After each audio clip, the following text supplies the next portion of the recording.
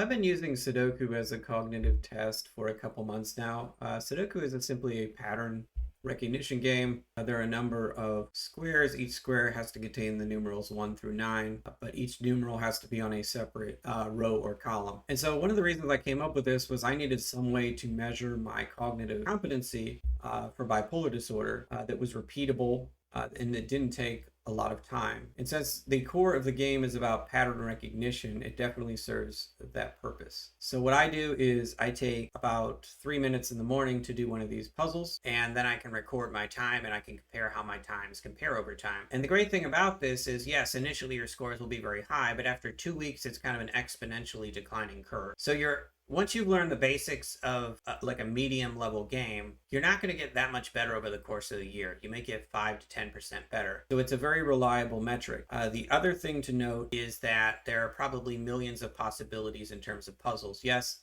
some puzzles are easier than others.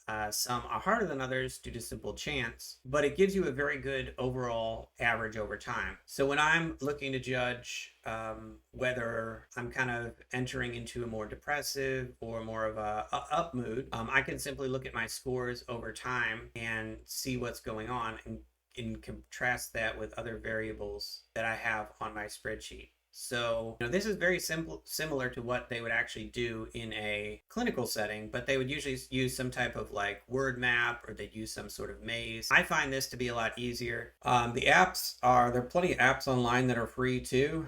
Some of them are less ad heavy than others. So if you're just doing one puzzle a day, you never have to see ads.